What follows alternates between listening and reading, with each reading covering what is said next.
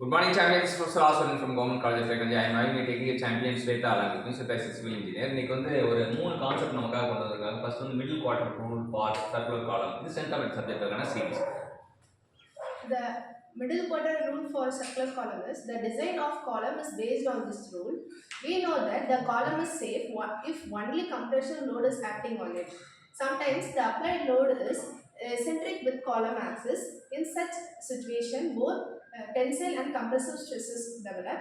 If the column be applied anywhere with a concentric circle of the diameter d by 4, the stresses will remain wholly compressive. The safe region is சூப்பரான rule கண்டுபிடிச்சேன். எப்பவுமே வந்து என்னன்னா காலம் அப்படின்னா வந்து compressive லோடுக்கு சப்ஜெக்ட் ஆனவங்க காலம் அப்படின்றோம். காலம்ன்றவங்க வந்து vertical structure subject to compressive load வந்து காலம்னா நிற்கிறது இங்கே பார்க்கலாம். பில்டிங்கில் காலம் போட்டிருப்பாங்க. காலம் வந்து கம்ப்ரசிவ் லோட கேரி பண்ணணும்னு சொல்லி தெரியும். இது நமக்கு இப்போ காலம் டிசைன் பண்ணும்போது நம்ம முக்கியமான வந்து எதுனா எப்பவுமே எதை டிசைன் பண்ணாலும் நம்ம ஒரு இன்ஜினியராக நம்ம என்ன பண்ணணும், சேஃபாக இருக்கா அப்படின்னு பார்க்கணும்.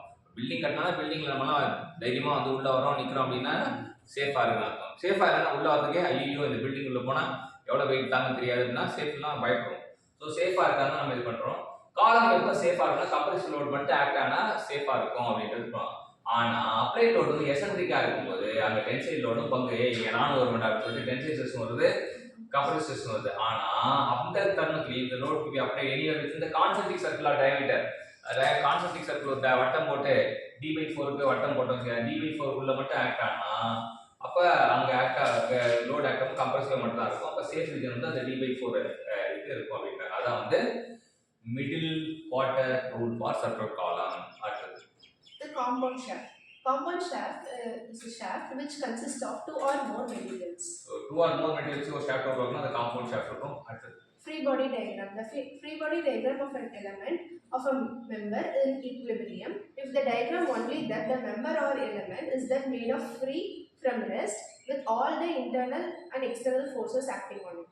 So free body diagram of element of member in equilibrium அப்படினா என்ன அர்த்தம்னா அது ஒரு டயகிராம். அந்த டயகிராம் வந்து மெம்பர் ஆர் எலிமெண்ட் மட்டும் தான் இது பண்ணுவாங்க. It's make it free. மற்ற எல்லா எலிமெண்ட் வந்து ஃப்ரீ இது பண்ணி ஃப்ரீ பண்ணிட்டு from the rest of the all members with all the internal and external forces acting on it. ஆனால் என்ன குறிப்பிடுவாங்கன்னா இன்டர்னல் ஃபோர்ஸ் எவ்வளோ ஆக்ட் ஆகுது, எக்ஸ்டர்னல் ஃபோர்ஸ் எவ்வளோ ஆக்ட் ஆகுது மட்டும் குறிப்பிடுவாங்க. அந்த மாதிரி டயகிராம் தான் ஃப்ரீ பாடி டயகிராம் சொல்லுவாங்க. ஸோ இன்னைக்கு வந்து middle quarter rule, compound shaft, free body diagram இந்த மூணு கான்செப்ட் கற்றுக் கொடுத்தாரு. தேங்க்யூ.